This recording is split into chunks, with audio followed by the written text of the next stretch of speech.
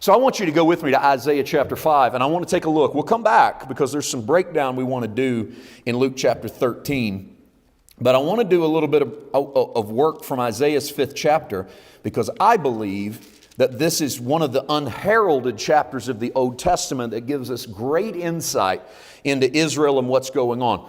I like to subtitle this God's Disappointing Vineyard. This is an Old Testament story of a vineyard in Israel, prophesied by Isaiah, that tells a story that Jesus will work with. I think he's working with this in some ways in Luke chapter 13. Now, when you read the stories of Israel, their narrative speaks a lot through allegory and metaphor. They love to tell one story that means something else. Very rarely does Israeli literature work with the literal. That's a Western world thing. We like our literature to deal with the literal, what literally happened. But that is rare in the world of Hebrew literature.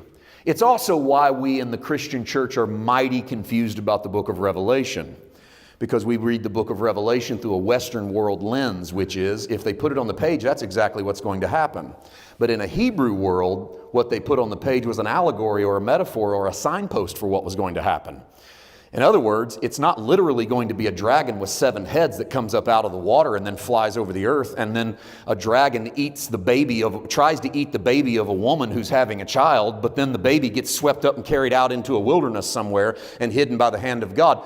It means way more than that. You go, wow, that would be enough, wouldn't it?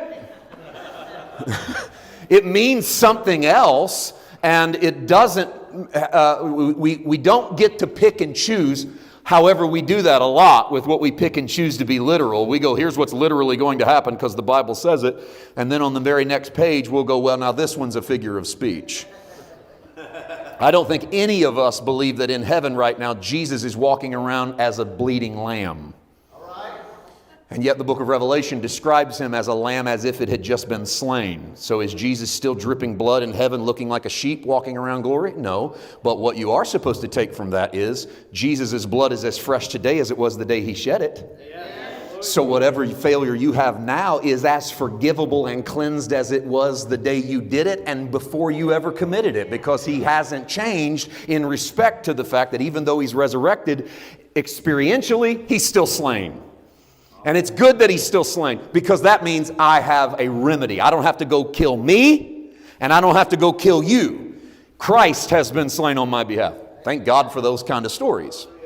So then when you read the text, read it through that idea. So you read an old Hebrew story like Isaiah 5, you got to figure out some of the characters. You got to figure out what it is maybe that God's saying to us. Let's walk slowly starting in verse 1, Isaiah chapter 5. Now let me sing to my well-beloved a song of my beloved regarding his vineyard. This is romance literature of the Old Testament.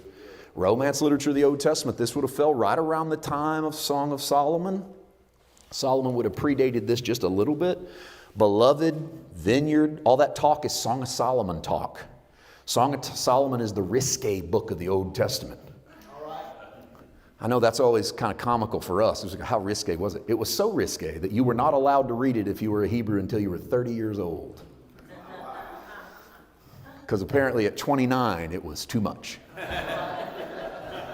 But at 30 you could handle it. So this is Song of Solomon talk. Reason I say that is when you read Song of Solomon, you talk about the beloved, we always put Jesus in there or God in there. That's okay, that's appropriate, because God is the beloved one. Jesus would say, or God would say of Jesus, this is my beloved Son in whom I am well pleased. And so we're talking about God regarding his vineyard, my well-beloved, a song of my beloved regarding his vineyard. My well-beloved has a vineyard on a very fruitful hill. He dug it up and cleared out its stones and planted it with the choicest vine. Isaiah is telling you about the fact that God has planted a vineyard in a place in which he had to clear out a space so that he could plant his choicest vine. We're not to it yet, but I'll just quote to you where we're going. In verse 7, it's going to tell us that Israel and Judah are the choicest vine. So God planted in a space his choice vine, Israel. What's that clearing out business?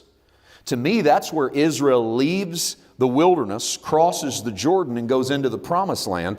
But there are obstacles in the promised land that God has to spend a big chunk of the Old Testament clearing out a space for His people. Allegorically, it's God clearing the land so He can plant a choice vine. So God takes Israel and Judah and He plots them into a place that He has cleared out of stones and dug them out of the way. He built a tower in the middle of it and He made a wine press in it. And here's what He expected to get. He expected that it would bring forth good grapes, but it brought forth wild grapes.